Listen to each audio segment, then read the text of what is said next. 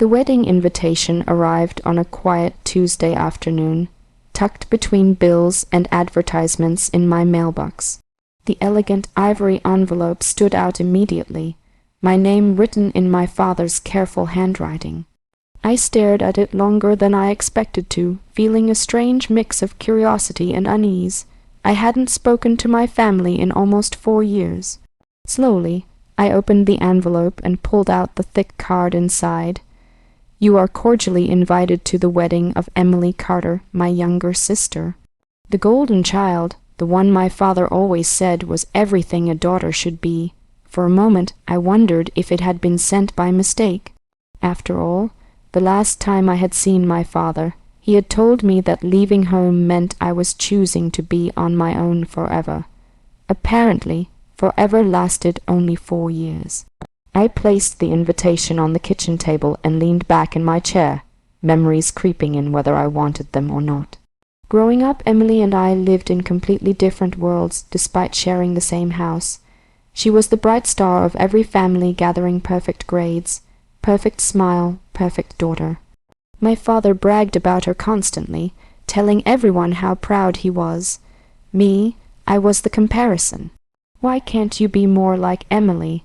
It was a sentence I heard more times than I could count. When I left home at 20, too, it wasn't dramatic. No shouting, no slammed doors, just quiet exhaustion. I packed a suitcase, said goodbye to my mother, and walked out knowing I probably wouldn't be welcomed back. And for years I wasn't. No birthday calls, no holiday invitations, just silence until now. I picked up the invitation again and read the date. 2 weeks away. A small card slipped out from the envelope as I lifted it. It was written in my father's handwriting again. Family should be present on important days. That was it. No apology, no warmth, just a statement. I let out a quiet laugh. Typical. Still, something about it bothered me. Not the wedding itself, but the timing. My father was the kind of man who planned everything carefully.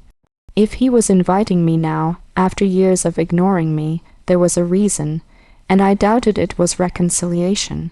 For 2 days I considered throwing the invitation away, but curiosity is a powerful thing. Eventually, I decided to go. Not because I expected a warm welcome, but because I wanted to see what game my father was playing. The wedding venue was exactly the kind of place my father loved, an enormous countryside estate with white columns, manicured gardens, and strings of glowing lights hanging from the trees. As I stepped out of my car, I could already hear music drifting from the reception hall. Guests were laughing, glasses clinking, cameras flashing. It looked perfect, almost too perfect. Inside the hall, the decorations were stunning. Crystal chandeliers hung from the ceiling, and every table was covered with white roses and gold ribbons. People dressed in expensive suits, and elegant dresses filled the room. For a moment, no one noticed me. Then someone did. Whispers spread faster than I expected. Is that? I thought she moved away. Didn't something happen between her and her father? I ignored them. I had learned a long time ago that family gossip travels faster than truth. Near the center of the room, I spotted Emily in her wedding dress. She looked beautiful, radiant, even. When she noticed me, her expression flickered with surprise before settling into a polite smile. Not warm, just polite. She walked over slowly. I didn't think you'd come, she said. Neither did I. I replied. For a second, we simply stood there, 2 sisters who had grown into strangers. Before either of us could say more, a familiar voice spoke behind me.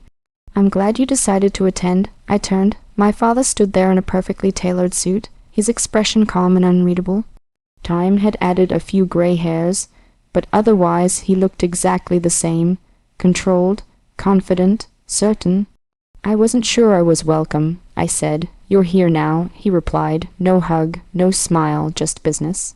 He glanced around the room briefly, as if making sure no one was paying attention, then gestured toward a quiet corner.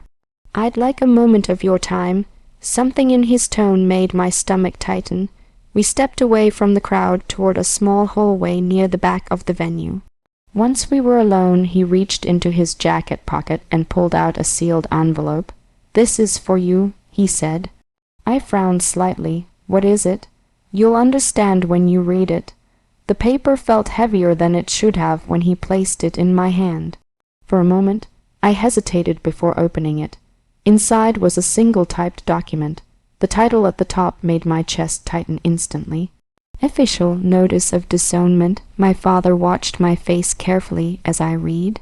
The letter declared that as of today, I was no longer recognized as part of the family and would have no claim to the family estate, the business, or any inheritance.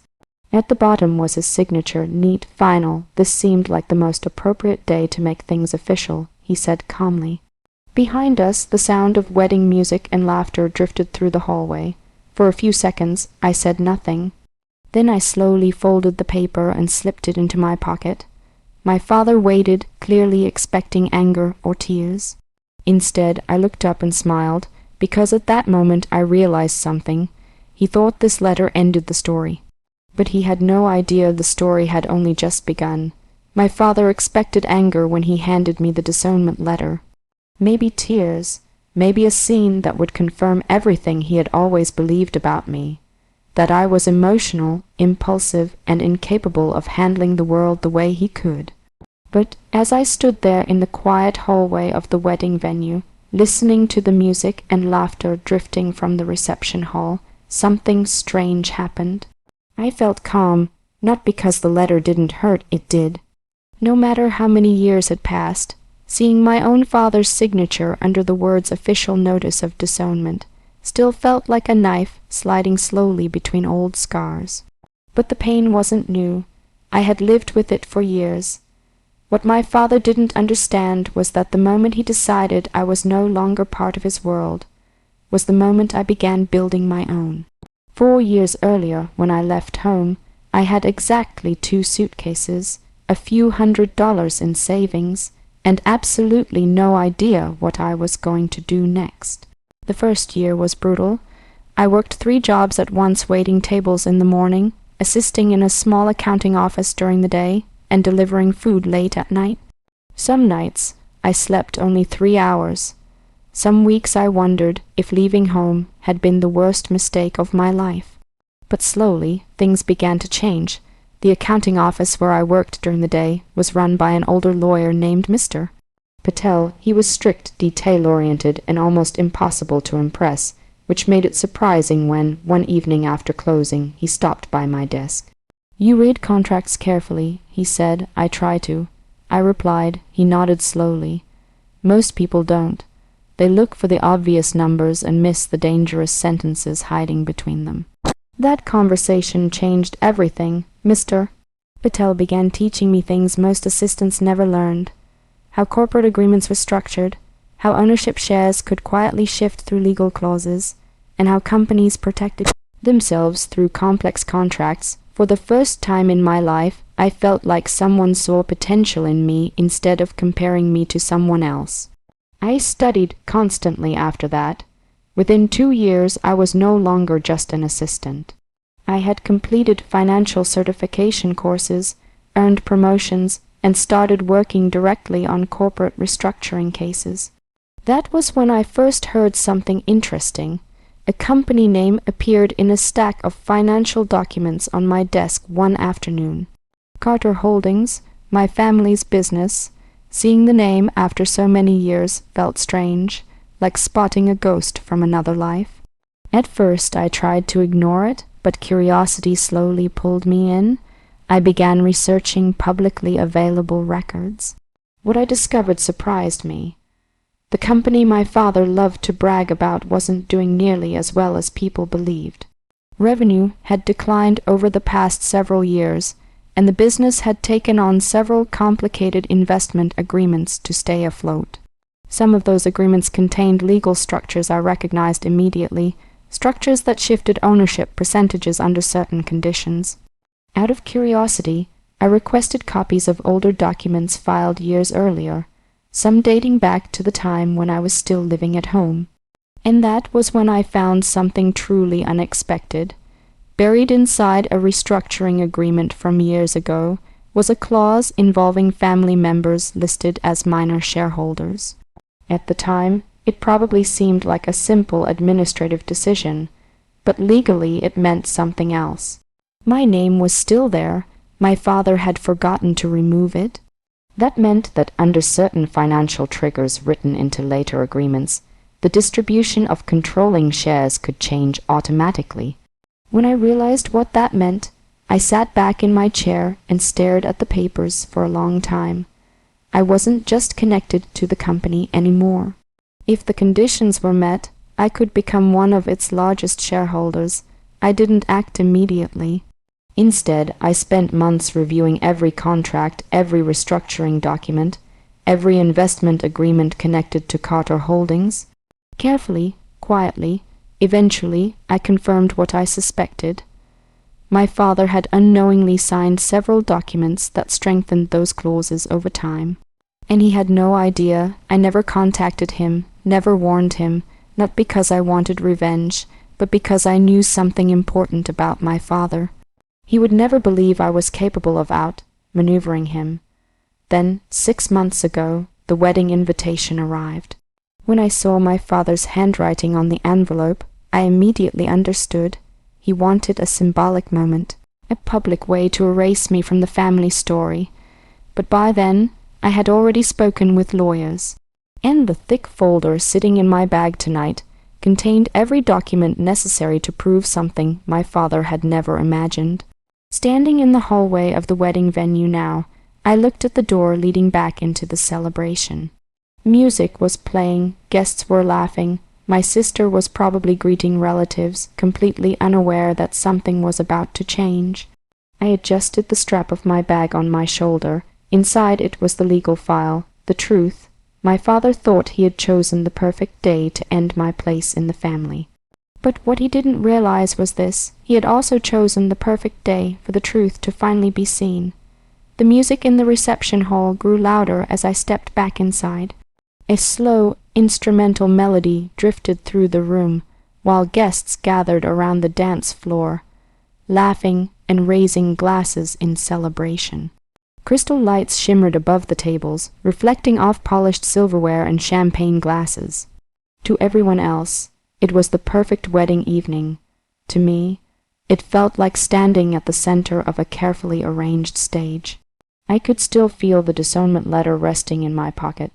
The paper seemed heavier now, as if the words inside it had gained weight with every passing second. Across the room, my father had already returned to the guests, speaking confidently with a group of relatives. His posture was relaxed, almost satisfied. He believed the situation was finished. He believed I would quietly leave.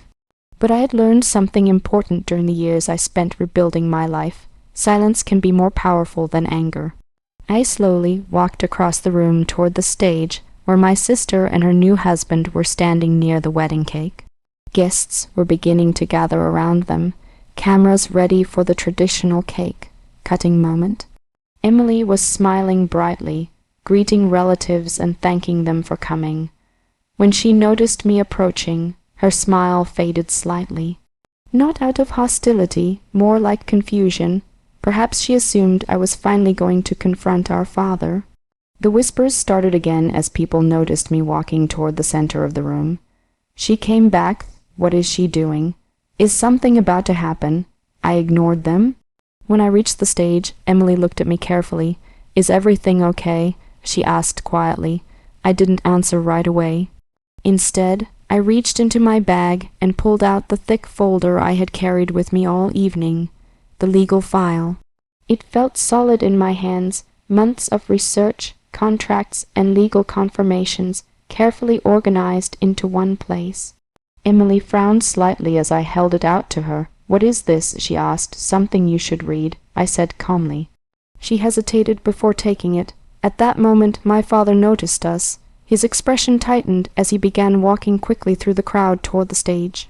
What's going on? He asked sharply. Emily opened the folder. The first page was a summary written by the legal team I had worked with for months. Beneath it were copies of official contracts, ownership agreements, and financial restructuring documents connected to Carter Holdings. As Emily read, her eyes slowly widened. My father's voice grew impatient. "Emily, give me that." But she didn't. Instead, she turned another page, then another. The room around us had grown strangely quiet. The music still played softly in the background, but the conversations had begun to fade as guests noticed the tension forming near the stage. My father reached forward and grabbed the file from Emily's hands. His eyes moved quickly across the pages. At first, his expression showed irritation, then confusion, then something else, something closer to disbelief. "That's impossible," he muttered, but the documents were very real. Years ago, during a financial restructuring of the company, certain shares had been temporarily distributed among family members for tax purposes, including me. At the time, it probably seemed like a meaningless technical decision, but later investment agreements included clauses tied to those original shares. Clauses my father had signed personally, clauses that activated automatically under certain financial conditions. Conditions that had quietly occurred over the past 2 years, which meant that legally, my ownership percentage had grown significantly.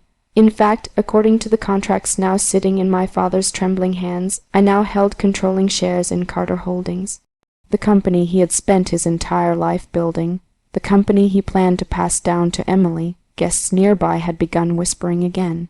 "What's happening? Why does he look like that?" My father looked up at me slowly. "You planned this," he said. I shook my head. "No." I replied calmly, "You signed it." The silence that followed was heavier than any argument. My father opened his mouth as if to say something else, but no words came out. Emily looked between us, clearly trying to understand what had just happened. And I realized something important in that moment. I didn't need to raise my voice. I didn't need to embarrass anyone. The truth was already doing that on its own. I reached into my pocket and pulled out the Disownment letter my father had given me earlier. The paper unfolded neatly as I placed it on top of the legal file. "I guess we both brought documents today," I said quietly. My father stared at the 2 papers sitting side by side, one meant to erase me, the other proving that I could never be erased quite so easily. Around us, the wedding hall had gone almost completely silent, and for the first time all evening, my father looked uncertain. Not angry, not confident, just uncertain, but the night wasn't over yet, because there was still one final decision left to make. The silence inside the wedding hall felt heavier than any argument. No one spoke. Even the soft music that had been playing moments earlier seemed distant now, like it belonged to another room entirely.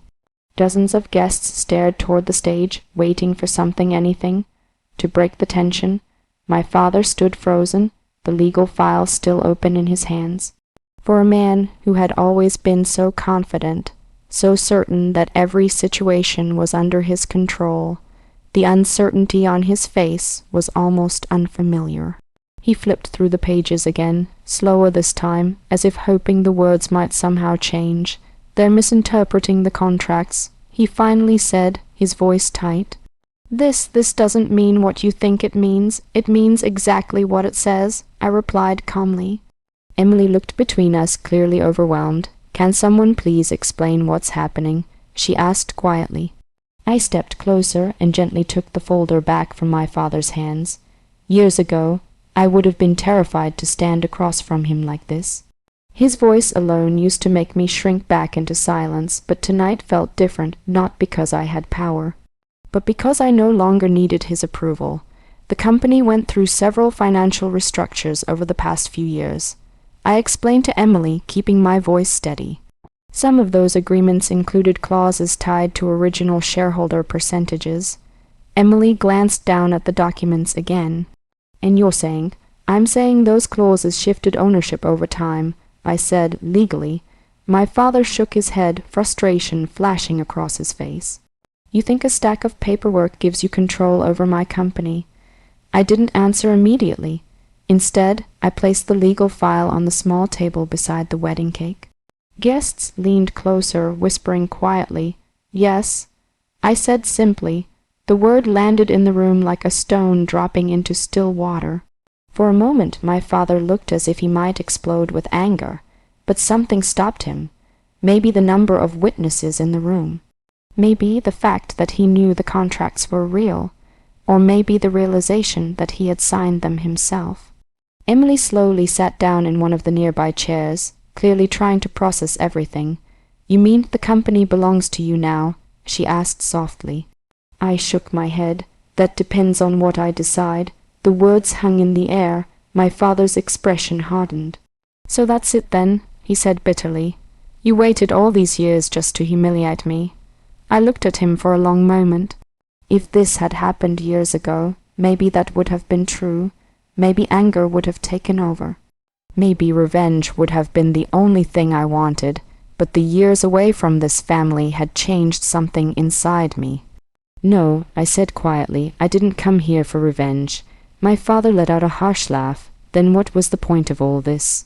Instead of answering immediately, I reached into the folder and pulled out one final document. This one was only a single page. I slid it across the table toward him. He looked down at it, confused. "What is this?" "A solution." Emily leaned forward to read the document as well. It was a proposal transferring operational control of Carter Holdings to an independent management trust, one that would protect the company, its employees, and the family from future financial manipulation. My father frowned as he read. "You're giving it away?" he asked slowly. "Not giving it away," I corrected. "Protecting it." I pointed to the final section of the document. "The ownership shares, including mine, would remain in a family trust benefiting future generations equally. No single person would control the company anymore. Not him, not me, not anyone." For a long moment no one spoke. Finally Emily looked up at me, disbelief in her eyes.